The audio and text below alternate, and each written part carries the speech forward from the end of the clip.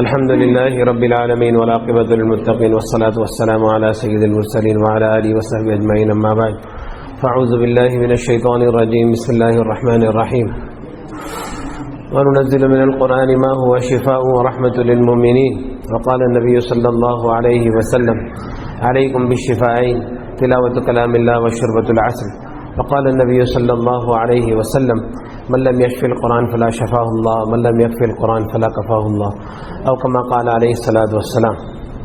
لیکن کل مفتی صاحب سے ملاقات ہوئی اور پرانی کچھ یادیں تازہ ہوئی. میں سوچا اور ہمارے بھائیوں نے بھی سوچا کہ اس کے بھی تعلق سے علاج کے تعلق سے کچھ بات ہمارے سامنے آ جاوے. بھائی دیکھو، عام طور پہ ہمارے ذہن میں ایک بات یہ ہے کہ یہ دور میں جادو، جنات، حسد، نظر یہ سب بہت عام ہے،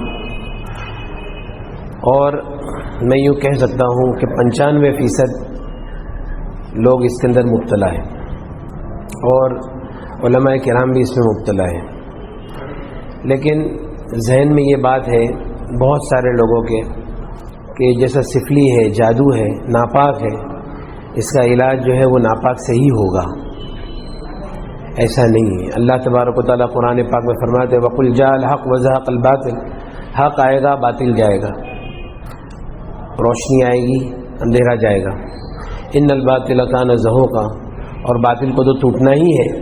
وَنُنَزِّلُ مِنَ الْقُرْآنِ مَا هُوَ شِفَاءٌ وَرَحْمَةٌ لِلْمُؤْمِنِينَ. اللہ تبارک و تعالیٰ فرماتے ہیں ہم نے قرآن پاک کو نازل کیا، اس کے اندر شفا ہے اور رحمت ایمان والوں کے لیے. نبی کریم صلی اللہ علیہ وسلم نے فرمایا دو شفا کو اپنے پر لازم پکڑو، ایک اللہ کے کلام کی تلاوت اور دوسرا شہد پینا. نبی کریم صلی اللہ علیہ وسلم نے فرمایا خیر الدواء القرآن، بہترین دوا قرآن ہے.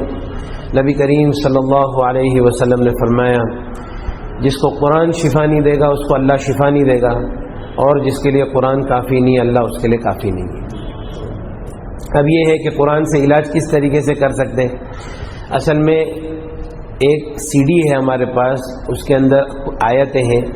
ہر وہ آیت جس کے اندر اللہ کی بڑائی، جہنم کا ذکر، شیاطین کا ذکر اور آخرت کا ذکر، اس سے شیطانوں کو بہت تکلیف ہے. تو وہ آیتوں کو جمع کرتے ہیں. تو حضرت شیخ زکریا رحمۃ اللہ علیہ کی منزل ہے جو 33 آیتیں ہیں. اسی طرح سے عرب کے علماء عاملین حضرات وہ لوگ اور بھی کچھ جادو کی آیتیں اس کے اندر ملاتے ہیں، نظر کی آیتیں ملاتے ہیں. تو جب وہ آیتیں سنتے ہیں تو آیت سننے سے اگر واقعی میں کچھ ہے، کوئی آدمی کے اوپر کوئی جادو ہے، حسد ہے، نظر ہے، تو وہ سننے سے بدن کے اوپر کیفیت ظاہر ہوتی ہے. جیسے سر میں درد ہوگا، گردن میں درد ہوگا، کمر میں درد ہوگا، اور جادو جس جگہ پر بدن کے اندر ہے وہ جگہ پہ درد بڑھتا چلا جائے گا. اگر کسی نے کچھ کھلایا ہے، عام طور پہ کھلانے کا معاملہ زیادہ ہوتا ہے، اگر کسی نے کچھ کھلایا ہے تو الٹی جیسا ہوگا. تو یہ سارے معاملات اب جب قرآن کی وہ آیتیں سنیں گے تو یہ سب تکلیف ہوگی. اب علاج یہ ہے کہ انہی آیتوں کو بار بار بار بار شفا کی نیت سے سننا ہے. مطلب اس کے پیچھے پڑ جانا ہے، سنتے ہی جانا ہے، اچھا لگے یا نہ لگے. جتنا ہم سنتے چلے جائیں گے اتنی ہماری تکلیف بڑھتی چلی جائے گی.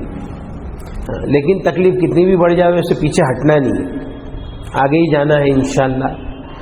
اور پھر اس کے بعد میں ہو سکتا ہے کہ جادو بدن سے نکلنا شروع ہوگا، یا تو بدن میں بہت کھجلی ہوگی، یا بخار چڑھ جائے گا، یا پیشاب بہت ہوگی، یا تو جلاب بہت ہوں گے، یا الٹیاں بہت ہوگی. ہو سکتا ہے ہمارے بہت سے لوگوں کا علاج ہو سکتا ہے ایک ایک دن کے اندر 100 الٹی ہوتی ہے، 50 جلاب ہوتے ہیں.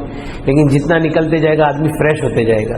اور یہ سب کچھ ہونے کے بعد میں ہم 1 گھنٹہ 2 گھنٹہ 3 گھنٹہ لگاتار یہ آیتیں سنتے ہیں اور کچھ نہیں ہوتا ہے، سننے سے کوئی کیفیت بدن پہ نہیں آتی، تو اب سمجھ جانا چاہیے کہ الحمدللہ مکمل علاج ہو گیا.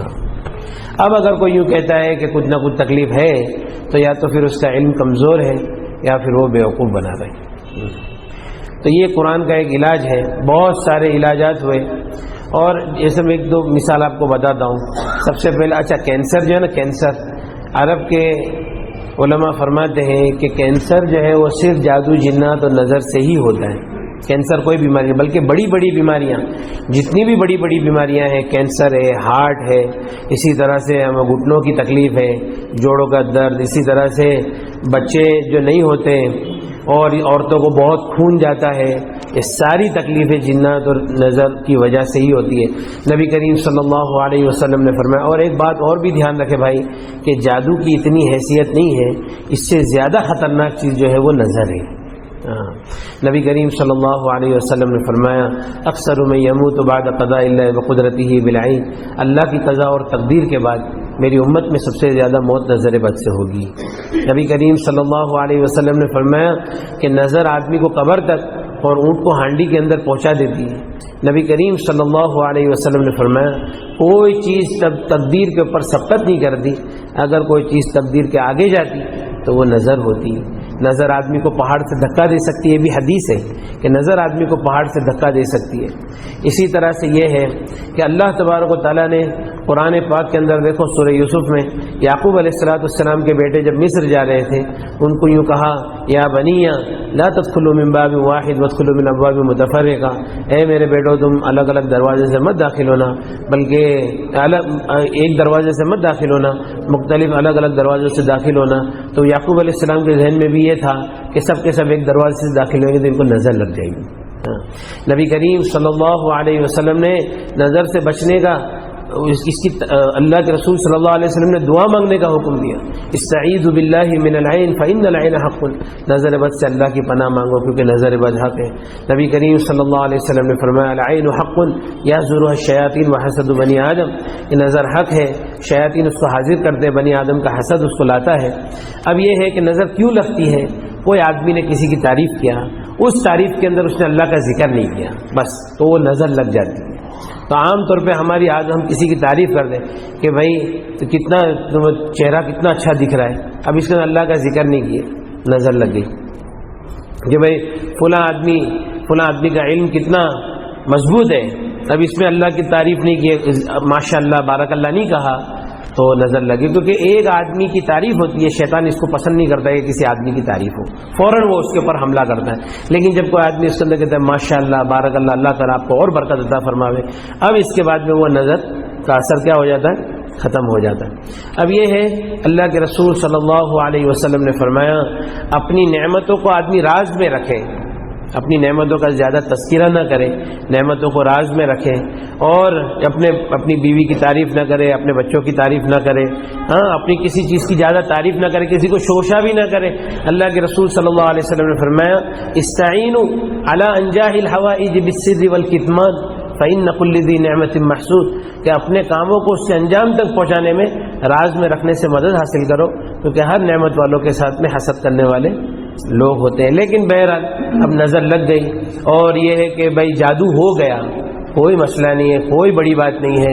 اور دیکھو ایک بات ہے، ایسا ہو نہیں سکتا کہ کوئی چیز جب عام ہو جاوے اور اس کا علاج عام نہ ہو، یعنی اس کا علاج مخصوص لوگوں کے پاس ہو اور ان کی جاگیر بن کے رہ جاوے، ایسا ہو نہیں سکتا۔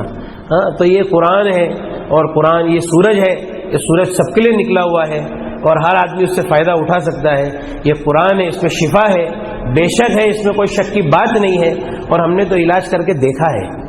ایک ہمارا بھائی تھا، سب سے پہلا علاج ہوا، میں مولانا بلال کو بھی بولا تھا کہ ایک لڑکا احمد آباد سے فون آیا کہ ہمارے حضرت مفتی صاحب نے کہا تھا کہ بھائی وہ جنید کو فون کرو، اس نے کچھ قرآن کے علاج کی ترتیب ہے وہ بتائے گا۔ وہاں سے فون آیا، میں بولا بھائی دیکھو میں کسی کے گھر پہ نہیں آؤں گا، میں تمہارے کو یہاں سے علاج بتاؤ تو اگر ہو سکتا ہے تو کر لو۔ تو علاج یہ ہے کہ آپ کو فجر سے لے کے رات تک قرآن سننا ہے، فجر سے ظہر تک سننا ہے، اس کے بیچ میں نیند آئے گی، آپ کو سونا نہیں ہے۔ اچھا، پھر ظہر میں کھانا کھانا ہے، کھانے کے بعد تھوڑی دیر کیلولا کرنا ہے۔ کیوں کیلولا کرنا ہے؟ کیونکہ شیطان کیلولا کرتا نہیں ہے، کیونکہ تم جاگتے رہیں گے اور تم سوتے رہیں گے تو وہ جاگتا رہے گا، وہ کیلولا کرتا نہیں ہے۔ لیکن دوسرے ٹائم پہ تمہارے کو سلائے گا تو تم کو سونا نہیں ہے، قرآن سننا ہے۔ اب اس کا پہلا ایک دن گیا تو بول رہے مولانا پورا دن قرآن، اچھا اتنا سخت جادو تھا، کم سے کم نہیں تو بھی 15 سال کا جادو تھا وہ۔ تو کہا کہ مولانا پورا دن سنتے سنتے نا سر بہت دکھ رہا ہے۔ بولا چلو الحمدللہ، پکڑ میں معاملہ آیا۔ اب دوسرے دن اور سنا، بولا اور سنو بھائی، اور سنا تو بولے کہ تھوڑی تھکان لگ رہی ہے، کمزوری لگ رہی ہے۔ بولا الحمدللہ، اندر جو چیز ہے وہ کمزور ہو رہی ہے، ورنہ قرآن سے تھکان کا کیا مطلب ہے؟ اچھا، تیسرے دن بھی کمزوری، چوتھے دن تو ایسی حالت ہو گئی کہ ایسا لگتا تھا کہ ابھی یہ مر جائے گا۔ اس کے والد نے مجھ کو کہا کہ بھائی یہ تو ایسا لگتا ہے کہ ابھی جائے گا دنیا سے۔ میں بولا دیکھو بھائی جانا تو اس کو ویسے بھی ہے، کینسر میں ہے، آپ سوچ لو کھائی دونوں طرف ہے، یا تو ادھر گر جائے گا یا ادھر گرے گا، اس سے اچھا یہ قرآن ہے اس کو چلنے دو۔ اچھا میں بولا کہ بھائی وہ بیمار ہو گیا بہت زیادہ، آپ کو کیا ہوا؟ بولے مولانا میں بھی اس کے ساتھ میں سنتا تھا لیکن میرے کو کچھ نہیں ہوا۔ تو بولا پھر آپ کو کچھ نہیں ہوا، اس کو ہو رہا ہے تو سوچو نا کیوں ہو رہا ہے، چلنے دو۔ اب 5واں دن تھا اور اس کو الٹی ہوئی، الٹی میں پتھر نکلا، اس کے اوپر لکھا تھا اوم۔ پھر دوسرا ببول کے کانٹے، گوشت کا ٹکڑا، بال، گانٹھ لگے ہوئے سب بال تھے، وہ سب نکلا۔ میں بولا بھائی یہ تو سب نکل گیا، وہ فریش ہو گیا۔ تو بولا ابھی اور بھی آپ کو سننا ہے۔ پھر اس کا میرے خیال سے کچھ 6واں دن تھا، اور جو قرآن سنا، ہری ہری الٹی، ہرے ہرے جلاب۔ اور اس کا 9واں دن تھا، اور صبح سے رات تک اس نے قرآن سنا، وہ آیتوں کو سنا اور اس کو کچھ نہیں ہوا۔ بولے بھائی دیکھو الحمدللہ آپ کے بہت جادو وغیرہ تھا وہ سب ٹوٹ گیا، اللہ تعالیٰ نے آپ کو شفا دے دیا، اب کوئی مسئلہ نہیں ہے۔ اب آپ کا کینسر چیک کرا لو۔ اب کینسر چیک کرائے تو کینسر بھی نہیں ہے، الحمدللہ سب ختم ہو گیا۔ اسی طرح سے ہمارے یہاں پہ ایک عورت ہے، اس کے سینے کے اندر گانٹھ ہو گئی تھی کینسر کی، تو ہمارا وہ ایک بامبے میں ڈاکٹر ہے، ڈاکٹر سلطان پردھان، ایشیا کا سب سے بڑا ڈاکٹر ہے کینسر کا، تو اس نے بھی بول دیا تھا کہ بھئی یہ کینسر ہو گیا ہے۔ اب اس کے بعد جب قرآن پڑھے تو خبیث حاضر ہو گیا، معاف کر دو، چھوڑ دو، کبھی نہیں آئیں گے، یہ وہ۔ قرآن سنتے سنتے کمزور ہو کے وہ نکل گیا۔ اور پھر اس کے بعد میں بولا کہ بھائی ابھی قرآن اور سنتے رہو، تو اس کو ایسا لگتا تھا کہ وہ گانٹھ کے اندر کسی نے کیمیکل ڈال دیا ہے، اتنی جلن ہوتی تھی اور الٹی جلاب چالو ہو گئے۔ 2 دن تک ایسا چلا، 2 دن کے بعد میں کہا کہ اب وہ گانٹھ چھوٹی ہو گئی اور ایسا کچھ لگتا نہیں ہے، اب قرآن سننے سے کچھ ہوتا نہیں۔ بولا بھائی واپس چیک کر لو۔ 2 دن پہلے کا رپورٹ اور 2 دن کے بعد کا رپورٹ، اس کے اندر بتایا کہ کینسر ہے ہی نہیں، چربی کی گانٹھ ہے، ختم ہو گیا الحمدللہ۔ ہمارے سورت میں ایک صاحب تھے، تو ان کی بیوی کو خون بہت جاری رہتا تھا، اور خون کے بارے میں حدیث ہے الاستحاضۃ من الشیطان۔ تو ڈاکٹروں نے جب ٹیسٹ وغیرہ کیے تو کہا کہ بچے دانی کے اندر کچھ گانٹھیں ہیں، 5-6 گانٹھ ہے، تو اس کا آپریشن کرنا ہی پڑے گا، نہیں تو اس کا کوئی علاج نہیں ہے۔ تو انہوں نے یہ سوچا کہ چلو بمبئی میں اپنا آپریشن کریں گے۔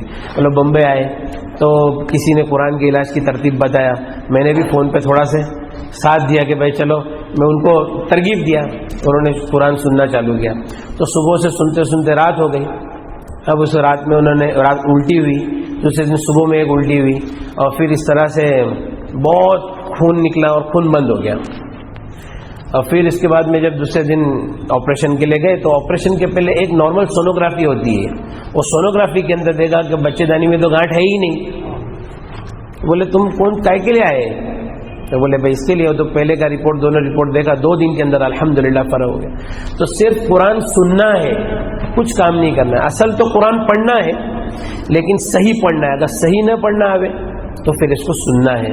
اور یہ بات اپنے ذہن سے نکال دے کہ بھائی سفلی کا علاج سفلی سے ہوتا ہے، نہیں، بلکہ اللہ کے کلام میں ہر چیز میں شفا ہے انشاءاللہ۔ ٹھیک ہے بھائی، تو اور بھی بہت ساری بات ہے لیکن ابھی وقت نہیں ہے، پھر کسی وقت میں۔ اچھا ایک آخری بات، چلو ایک آخری واقعہ بیان کر دیتا ہوں۔ ہمارے یہاں پہ ایک مولانا ہے، مولانا سلیم کر کے، تو ان کی زندگی میں 40-50 عاملوں کا انہوں نے علاج کیا ہوگا۔ تو وہ میرے پاس آئے، میں بولا کہ بھائی دیکھو آپ یہ سی ڈی سنو۔ اب انہوں نے 5-6 گھنٹے تک سنا، وہ بولتے میرے کو تو کچھ ہوا نہیں۔ بولے آپ کو کچھ ہوا نہیں، آپ کے پاس کچھ ہے ہی نہیں۔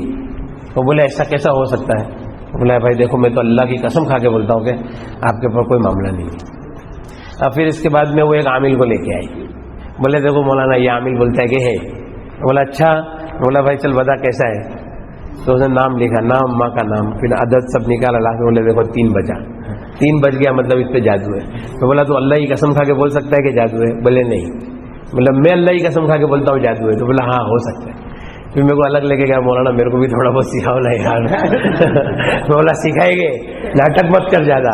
بولے مولانا آج سے میں کچھ نہیں کروں گا، جھوٹ نہیں بولوں گا۔ پھر وہ اس کو بھی تسلی ہو گئی، اور پھر اس کے بعد میں بولے اچھا اس کی جو بیماری تھی نا، آپ کو بیماری سنیں گے تو آپ کو ایسے ہی لگے گا کہ جادو ہے۔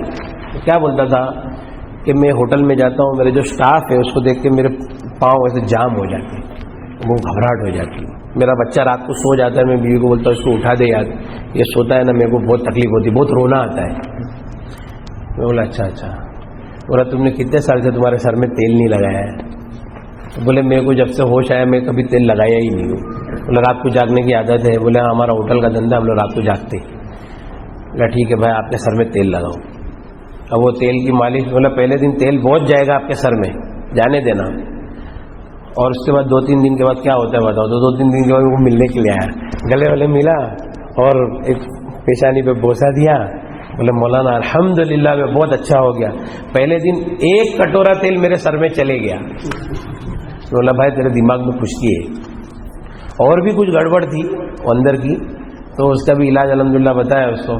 پھر وہ تو بولا کہ مولانا اللہ تعالیٰ نے آپ کے ذریعے سے ہم لوگ کا تو یہ موت تک کا مسئلہ حل ہو گیا. اب یہ ہے کہ ایک اور آدمی کو لے کے آیا، 16 سال سے ان کے گھر میں جادو تھا. تو میں بولا بھائی یہ قرآن سنو. گھر میں جا کے قرآن چالو کیا، اس کی بیوی کو سنا ہے تو خبیث حاضر ہو گیا بدن پہ. وہ خبیث بولتا ہے کہ بند کرو، اس سے کچھ ہونے والا نہیں ہے. وہ لوگ بولے مولانا یہ تو ایسا بولتا ہے کہ یہ قرآن سننے سے کچھ ہونے والا نہیں ہے. بولا دیکھو وہ بول رہا ہے نا کہ نہیں ہوئے گا، مطلب کچھ ہو رہا ہے. بولے اچھا نہیں ہوئے گا نا تو سب کو معلوم پڑ جائے گا کہ نہیں ہوا، تو تو بول رہے نا کہ نہیں ہوئے گا مطلب کچھ ہو رہا ہے، تو اس کو چلنے دو. اچھا بولے نہیں جاؤں گا. خبیث بولتا نہیں جاؤں گا. اچھا میں مت جا، ادھر ہی رہے قرآن سن. ہم لوگ تیرے کو تھوڑی بولتے تو جا، ادھر ہی رہے قرآن سن. بعد میں بولتا ارے بھائی میرے کو جانے دو، میرے کو چھوڑ دو.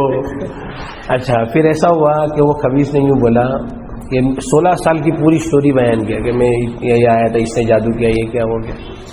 اور بولے جس جادوگر نے مجھے بھیجا ہے یہاں، وہ آج نہیں تو کل یہاں پہ مجھے لینے کے لیے آئے گا. اور واقعی میں 5 دن کے بعد پالن پور سے ایک سادھو آیا بمبئی، ایڈریس ڈھونڈتے ڈھونڈتے اسی گھر میں جس میں قرآن چالو تھا.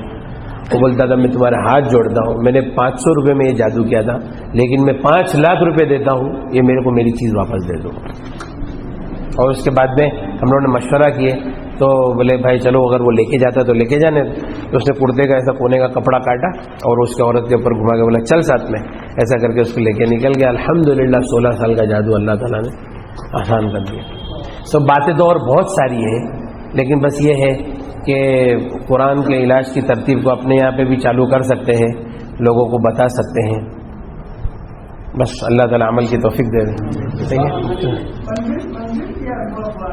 نہیں منزل ہے، منزل کی آیت ہے وہ، لیکن وہ جو قرآن ہے نا، من القرآن ہے نا، سی ڈی میں انشاءاللہ بھیج دوں گا. تو ہاں سی ڈی تو مولانا ان کے پاس آ گئی ہے. ویسے میں نے کل رات کو وہ رکیا ڈال بھی دیا تھا فون میں،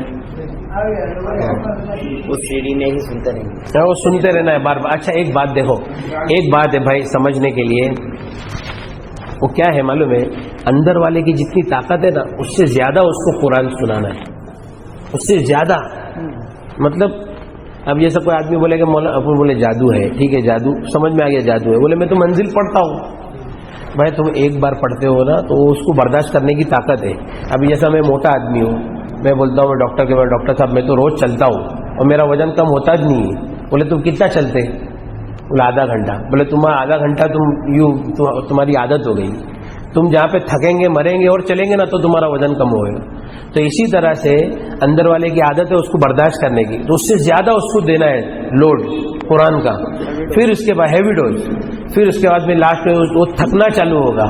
اور تھکنے کی سب سے بڑی علامت یہ ہے کہ قرآن سننے کے ٹائم پہ نیند آئے گی، مطلب وہ کمزور ہو رہا ہے، اس کو آرام چاہیے، اس وقت سونا نہیں ہے. پھر جلاب میں الٹی میں نکل جائے گا اور آپ 1 گھنٹہ 2 گھنٹہ 3 گھنٹہ سنتے ہیں اور کچھ ہوتا نہیں ہے. ختم ہو گئی بات، اب کچھ ہے ہی نہیں. ہم لوگ ہے نا بہار گئے تھے، ہمارے ایک چاچا ہے، انہوں نے کہا تھا وہ کوئی ایک عامل بہار میں بہت اچھا تعویذ دیتے، تو چاچا نے مجھے زبردستی بھیجا. میں چاچا کو بولا چاچا قرآن سنو، کا کوئی سب لفڑے میں پڑھتے. بولے نہیں یار تعویذ لے کے آ جائے یار. ہم لوگ بہار گئے. جب بہار میں وہ عامل صاحب کے یہاں کم سے کم 200-250 آدمی کی لائن لگتی تھی، اور ہم لوگ تو مہمان خصوصی تھے، بہت اچھا استقبال ہوا. اور ہم لوگ ایک کمرے میں تھے تو قاری صاحب کا خاص آدمی، کیٹلی گرم والا آدمی نا، کیٹلی گرم والا آدمی، وہ ہمارے پاس ملنے کے لیے آیا. تو بولتا ہے کہ مولانا، وہ حکیم صاحب تھے، ان کو پوچھا کہ حکیم صاحب بہت قبض رہتا ہے، اس کی کوئی دوا ہے؟ حکیم صاحب نے ایک دوا بتایا. بولے یہ تو میں کھا چکا ہوں. دوسری بتایا، بولے یہ بھی میں کھا چکا ہوں، کچھ ہوتا نہیں ہے. تو میں حکیم صاحب کو بولا حکیم صاحب اتنا کچھ مسئلہ ہوئے گا. حکیم صاحب بولے بھائی ابھی ہم دوسرے کے علاقے میں ہیں، ہاں تم ادھر یہ سب مگج ماری پالتے. میں بولا ٹھیک ہے. پھر وہ آیا، اس کو بولا بھائی دیکھو یہ گڑبڑ ہے، قاری صاحب کے پاس تم علاج کراؤ. بولتا چھوڑو سب قاری صاحب تم میرا علاج کرو. بولا ٹھیک ہے بیٹھو. اب میں نے قرآن پڑھنا چالو کیا اس کے اوپر، وہی رکیا. تو فنسن علی القوم الکافرین کے اوپر میں اس کو پوچھا کیا ہوا؟ بولے بہت الٹی جیسا ہو رہا ہے. تو بولا دیکھو بھائی آپ کے پیٹ میں جادو ہے. پھر میں بولا آپ حافظ ہے؟ بولا ہاں حافظ ہے. تو میں بولا آپ کو آج سے 10 پارے پڑھنا ہے. تو بولے کہ میں 10 پارے نہیں پڑھ سکتا ہوں, میں تو 2 پارے کے اوپر تو پڑھ ہی نہیں سکتا ہوں. بولا وہ آپ کو پڑھنا ہے. تو بولے ٹھیک ہے مولانا میں کوشش کروں گا. اس نے 2 پارے کے اوپر برابر وہ 2 پارے کے اوپر سے حالات اس کے بگڑنے چالو ہو گئے, لیکن اس نے پڑھا اور پھر اس کے بعد اس کو الٹی چالو ہو گئی, اور الٹی بھی کرتا رہا نے قرآن بھی چالو رکھا. ہم لوگ وہاں سے سفر کے دوسری جگہ پر گئے, پھر وہاں سے آئے. اس نے بولا مولانا آج الحمدللہ میں نے 15 پارے پڑھا اور مجھے کچھ نہیں ہوا. بولا بھائی الحمدللہ آپ کا علاج ہو گیا. آج بھی فون کرتے رہتا ہے کہ میرے یہاں بچہ ہوا ہے, نام دو حضرت, کچھ نام بتا دو. سمجھ میں ہے نا. تو یہ قرآن کا علاج ہے بھائی, اس میں 1 پیسے کے خرچ کی ضرورت نہیں ہے, نہ مشت نہ زعفران نہ امبر, ہاں کچھ بھی خرچ ہے, نہ مرغی نہ لیمبو نہ لال کپڑا. ایک ہمارے عربی عامل ملا, مولانا بھی وہ ٹائم پہ حج میں ساتھ میں تھے.